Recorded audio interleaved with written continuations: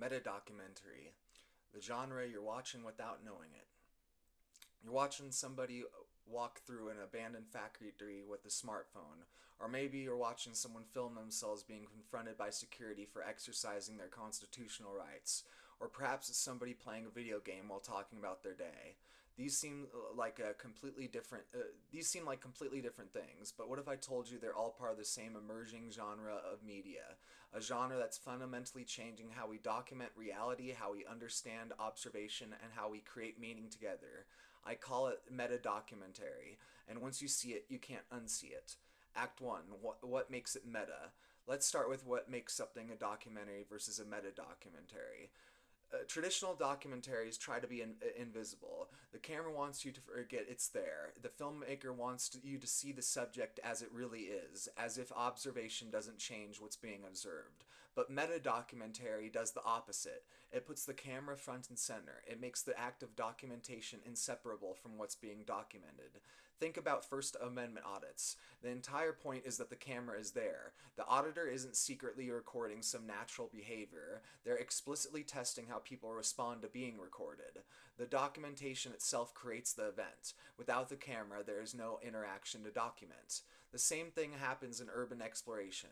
Yes, the abandoned building exists, but the exploration, the careful navigation, the voiced ethical tensions about trespassing, the awareness that filming might inspire others to visit, all that only exists because someone is documenting it. This is what I call observational catalysts.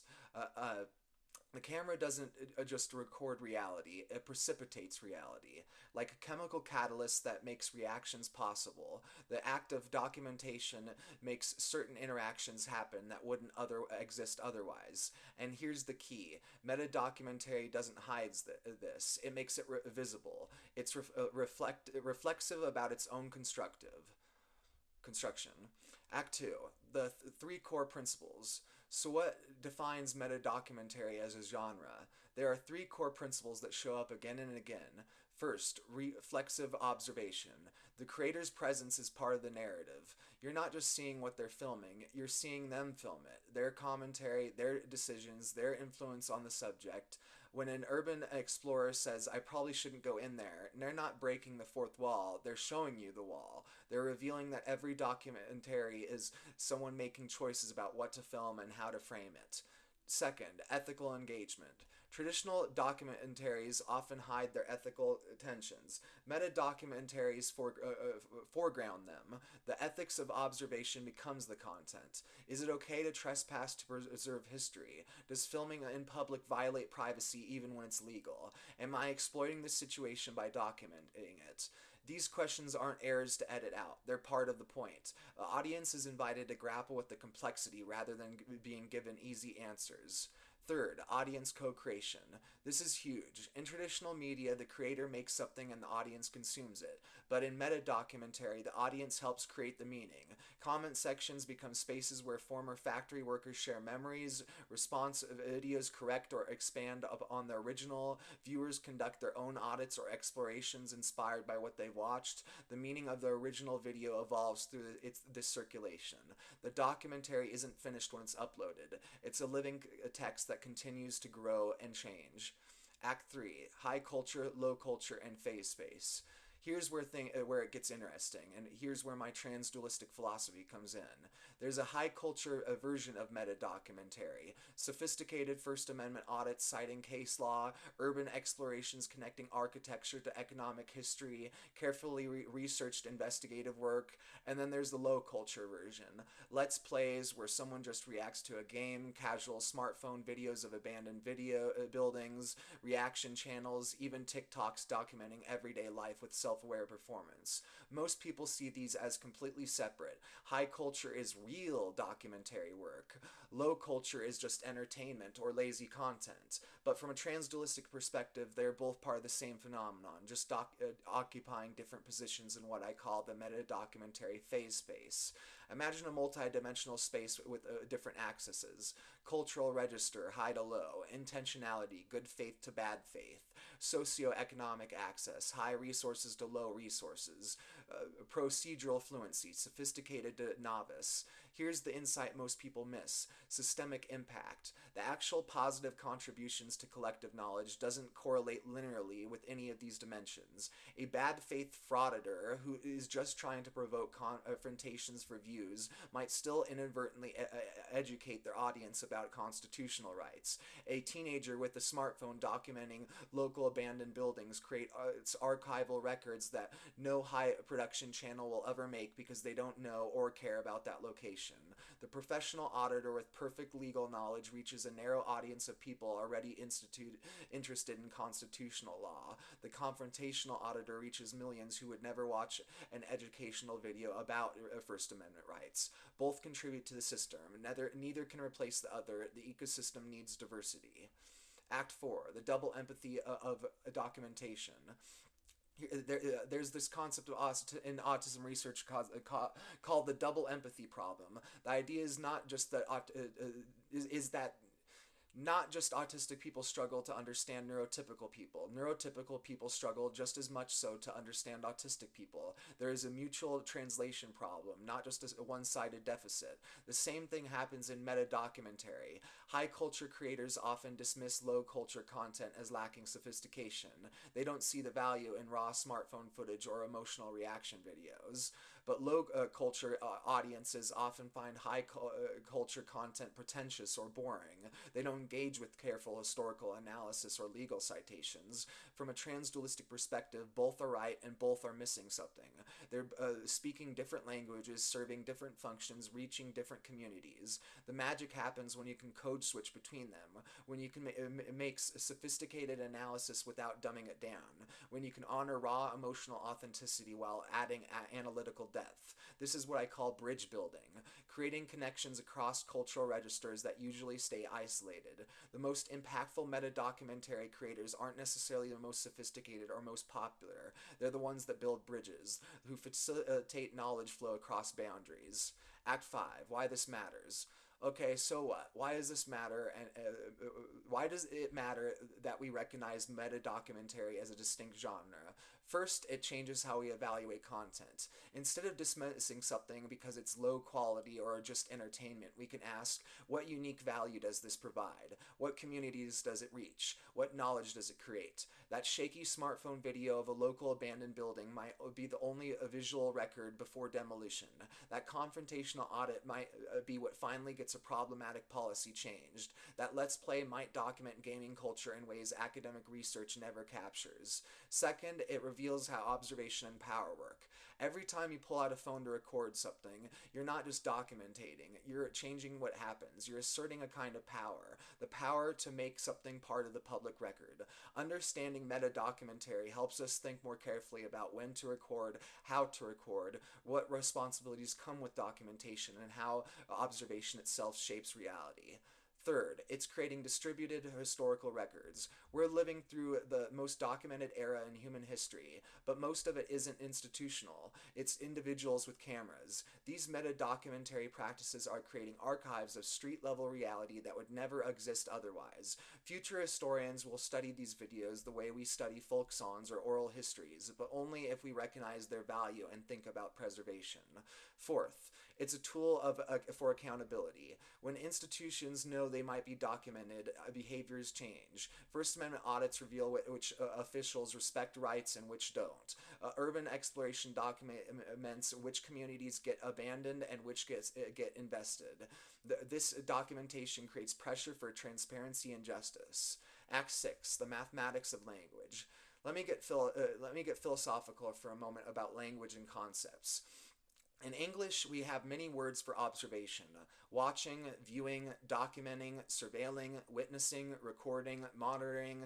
Each carries different implications about power, ethics, and purpose. Having more words isn't just a cultural sophistication, it's mathematical. More words means more dimensions in conceptual space, more ability to make distinctions that matter. Someone who can distinguish between surveillance and documentation, between witnessing and recording, can navigate ethical and legal situations more precisely than someone who has just filming.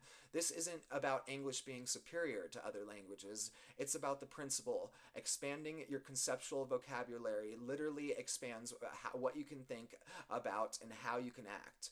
But, and this is crucial, we have to do this without being imperialistic about it, without saying your way of understanding is deficient, adopt mine. The transdualistic approach is to offer tools while respecting existing frameworks, to create bridges between high and low context communication, to recognize that complexity can be expressed in multiple ways, that formal vocabulary is one tool among many, not inherently superior. Act 7, practical implications. So what do you do with this framework? If you're a creator, recognize where you sit in the phase space. Are you high culture, high fluency? Then work on making your content accessible without oversimplifying or dumbing it down. Learn to code switch. Are you low culture, low access? Then own your authentic voice. It has unique value. Consider small improvements that increase reach without losing authenticity. And that's where I would say, when it comes to low culture, low access, get into some David Foster Wallace, get into some new sincerity, realize that prolificity is an evil son of a bitch. You don't need to listen to the ego, and you can be authentic, and you can still gain viewers and gain interest and make connections. And third, are you operating in bad faith, just chasing views? Consider slight shifts in approach could increase positive impact without sacrificing engagement. Your reach is real power. How will you use it? If you're a viewer, don't dismiss content based on production quality alone. Ask what unique perspectives it provides. What does this creator see that others miss? Recognize your engagement is part of the documentary process. Thoughtful comments, constructive critique, sharing context, all of this co-creates meaning. If you're a researcher or a policymaker, this documentation is data. It reveals how institutions actually function, not how they claim to function in policy documents. Instead of dismissing auditors as troublemakers, ask, what is our documentation revealing? Where do our written policies and actual implementation diverge?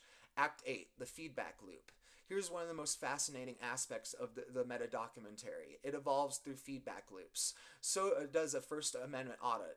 Officials respond poorly, other auditors see the video and learn what not to do, or they learn what works. They conduct their own audits incorporating these lessons. This genre has memory. It learns, it refines itself through iteration. Urban explorers return to sites months or years later, documenting how they've changed, how they've changed. They as in the site. I was misreading that internally. not as in the person changing, although they probably changed too. Maybe they're talking about the change of them and the site, the relational dynamic between the two. So creating temporal depth that reveals decay, transformation, demolition.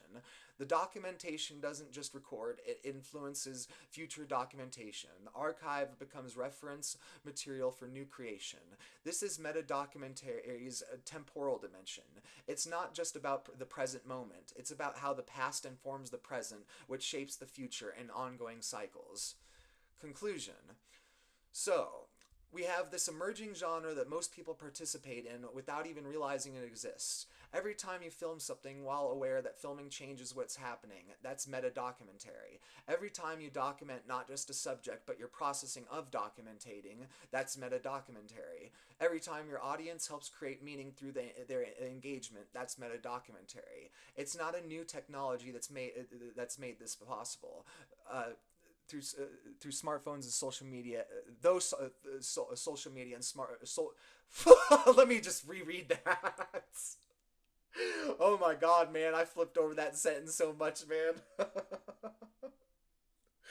Oh. Oh, it's not a new technology that made this possible. Those smartphones and social media accelerated it. It's a new awareness, a reflexive consciousness about what documentation is and does. And once you've seen it, you realize that it's everywhere. The line between observer and observed being collapsed. We're all simultaneously watching and being watched, documenting and being documented, creating and interpreting. The question is, now that we recognize this, what do we do with it? Do we become more thoughtful about when and how we document? Do we consider the ethics more carefully? Do we think about what knowledge we're creating and for whom? Do we recognize that the teenager with a smartphone and the professional documentarian are both contributing to our collective understanding in different but complementary ways? Do we build bridges across high and low culture, across good and bad faith, across different levels of access and fluency? From my transdualistic perspective, the answer is yes to all of it. We hold the complexity. We recognize the value in diversity. We facilitate knowledge flow across boundaries while respecting different forms of knowing. Closing. Metadocumentary is the genre of our moment, the genre of ubiquitous cameras and participatory media, the genre that acknowledges observational and changes everything it touches.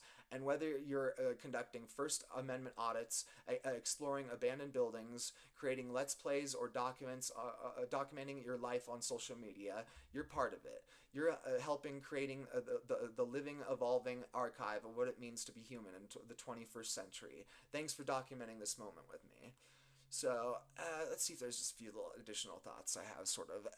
One is that this is where you can bridge this, with quantum dynamics and quantum physics and that kind of nature. You're talking superpositions, and you're talking, observer changing the effect.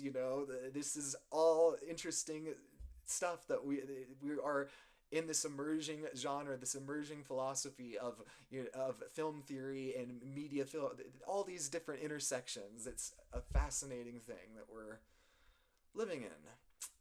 So yeah. So anything else?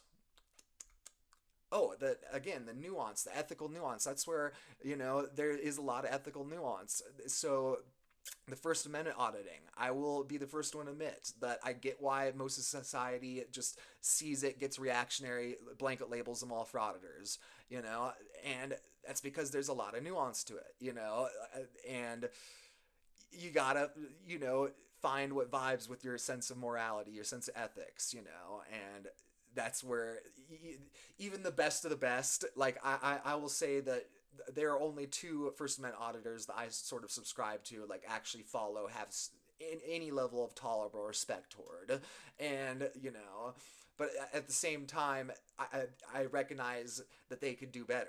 The reason I don't have as much respect for these other ones is because they don't even recognize that they can really do better yet. They're not bad faith, but they are, that instigative kind of nature, where it just doesn't mesh with society. It's not, like we can do this in a healthy chaos, not a negative chaos, or even a neutral, stressful chaos. Like we could do this in a more positive chaos, Use that D&D alignment chart, people. It's helpful.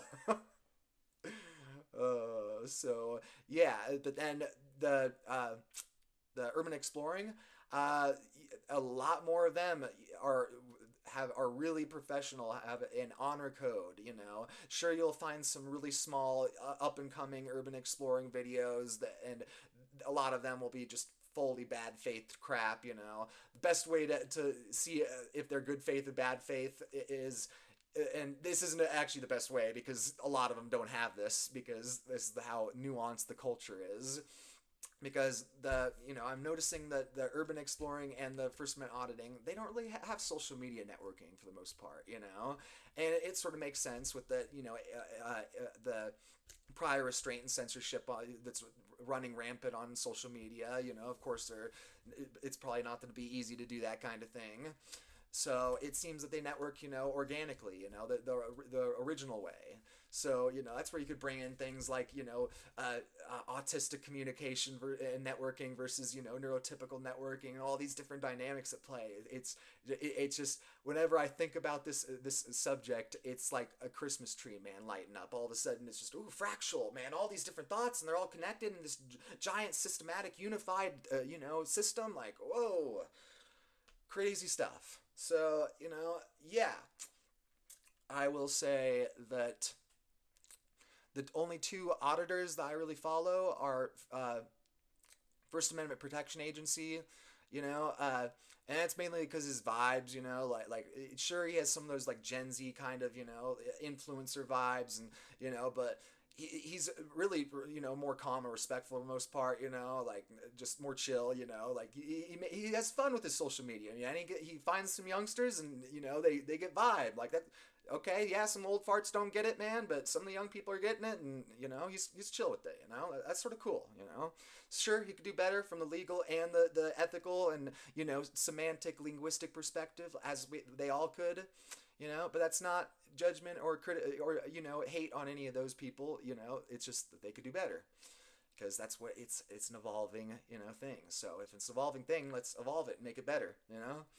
So, and then the other auditor would be Long Island Audit, and that's because he sort of bridges that journalistic integrity, starts to marry the journalistic spirit with the first auditing spirit, because that's the thing that these first auditors aren't getting, is that, to go the whole 100% good faith, full willpower, you need to marry the journalistic integrity to it. That's where you're seeing some of these young Democrats that are, going out doing chalk protests and stuff, and, getting their chalk stolen by the, public officials and stuff, and all this crazy stuff in this political state. And it's like, you don't get it. This is where you, as up and coming, democratic, liberal freaking journalists, like, you got to marry the First Amendment auditing spirit with it. Defend yourself, yourself and your rights, to defend all of our rights. I'm not saying like go start some crazy Karen fight over a piece of chalk, but at the same time, like, stand up for all of our rights. So, yeah, that's some of the unique nuance of the First Amendment auditing. Now let's get to some of the unique nuance of uh, the urban exploring, the urbexing, and then I'll get going. So, yeah, and I can always talk more about all that more nuance if you want to get into nuance, because I can talk about this stuff. I've been getting into. Apparently, this is one of my special interests, being autistic polymath lately, because I'm like, oh, this is a little deeper than I thought I did. I was going deep, but this is pretty deep. So, the urban exploring. I would recommend, if you're going to look into the urban exploring, look into Shy's stuff and Mad Cat. Mad Cat and Shy, frickin' A, man. Shy is top notch, like gold, diamond tier, like platinum, just top of the top on it when it comes to the urban exploring. Like, he's the like, again, I'm not trying to promote cult of personality, but there is a certain thing as sort of archetypes, or influential archetypes, or role models, and it's like that's the role model of what a really successful, ethical, urban explorer is like. You see this, the way he does his stuff, really freaking respectful dude. And it's interesting stuff, because that's what I was getting at with just the urban exploring. That if you look at some do it yourself, like steps to get into it, that's a really good way to find the good faith versus bad faith. Because you'll find, like, I think there's only like one channel that actually in good faith explains it, but they go explain it all. They explain the ethics, the legality, the social element. They explain all of it. They explain, don't bring things that may be associated with crimes or any of that thing. Like, everything is in good faith with intentionality. And versus these bad faith channel, up and coming channels, and they'll be like, oh yeah, just bring a crowbar in your bag. And it's like, even if you're not breaking and entering, don't bring a crowbar. Don't give implications or false assumptions to the wrong people. Like, you want to go with intentionality and good faith. And yeah, so lots of ethical nuance to these these meta documentaries. And So interesting stuff. But yeah, because let me get just a little bit more onto the urban exploring, and I'll get going for now. The urban exploring, one thing that is just absolutely really cool and stuff is everybody gets so reactionary with urban exploring with the rooftopping. The up on the top, the fear of heights. Everybody's got that. Oh my God, man, these people are on skyscrapers, no safety equipment. Like this is traumatizing me. Like blah, like everyone gets reactive to that stuff. All the normal folks, man, that don't have aren't adrenaline junkies. They see this stuff, they get reactive online, right? Shai has an incredible poetic video explaining like a counterpoint to that, because he explains his thought process and how that the higher he goes up, the calmer and less anxious he feels. Like for him, it's less variables the higher he goes up. It's just gravity and him. It's not all these external factors, and it's like, man, if you lead with empathy first and try to understand different people's mindsets, the way they live, it's like I could never be a rooftopper. I could possibly do urban exploring of some kind in the future, but I'm not going up on heights. I ain't I got the autistic drunk legs, man. Like I know my limits, man. I know I got the fear of falling and I got the autistic drunk legs, so I'll be careful doing my shit. But you see these people and it's like Mad Cat, freaking. I discovered Mad Cat through Shai's video when he was in the Chernobyl exclusionary zone, and that was just freaking flabbergasting, because freaking Mad Cat, man, like I discovered in that video, like this dude has like MS or something. He has like some autoimmune thing where you can have like numbness paralysis flare-ups or something, and I'm like, oh my God, this dude like goes off rooftop and with Shai and stuff, and like I'm like, this motherfucker could have like a bout of numbness and paralysis in his legs when he's life and death of a slip. I'm like, whew. But all the more props to him. I'm an existentialist philosopher. I'm into honesty. I'm into authenticity. And, as long as you're being ethical and not being violent toward others, yeah, we live in a chaotic, messy world. Yeah, that could create unfortunate, messy situations that all of us have to deal with. That's traumatizing and sad, but that's life. It's traumatizing and sad. Like, it's complex. You gotta learn to, like, work around that. I don't know. But anyway, just interesting, fascinating stuff, because, yeah, I don't know, So the last little thing I'll just say, note on that is that, if you're that kind of person where you're sort of medium reactive, start out with the urban exploring, you won't be, it seems that only the far right really get pissed off at the urban exploring. Everyone else finds some cultural or artistic value, some human spirit, kind of good faith, people vibe with it. But the First Amendment auditing, obviously, if you are even moderately reactive, you might have a harder time with that, might not have the emotional resilience to dig through YouTube's bullcrap algorithm directing you frauditors and people macing each other left and right because it wants to instigate violence and hate and clicks and rage baiting, all that crap. You have to work against the algorithm, people. Come on. You gotta use your own algorithm. You gotta make your own algorithm. If you're not making your own algorithm nowadays, you're behind the game, because the algorithm is working against you. And I'm not talking about your your social media metrics, how much you're blowing up as a influencer. I'm talking your social, spiritual, psychological, like that whole conscious state, how your energies affect you, and back and forth, that those feedback loops.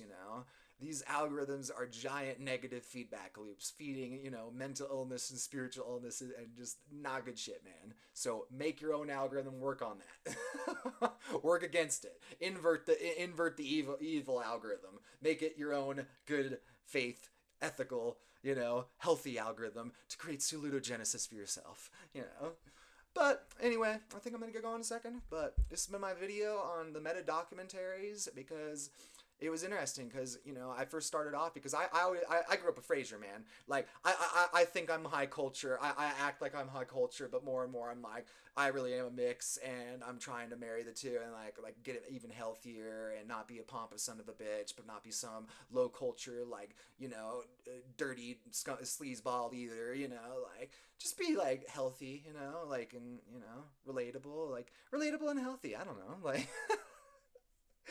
uh, but anyway, just that's what I was getting at with that. Just the so since I come from that fucking growing up watching Frasier high culture background shit, like I instantly when I was getting into this emerging phenomenon that I was witnessing, I was only coming from the auditing and the auditing and the urban exploring background. I didn't even think about the let's plays, and then all of a sudden I'm realizing, oh my god, this is way more social media than just auditing and auditing and urban exploring. Like this phenomenon is more complex and goes deeper, and it has more of a scope. So anyway, I'm gonna get going. So this has been Sage DeForest talking about the meta documentaries. So this has been Sage DeForest. Peace and victory. Signing off.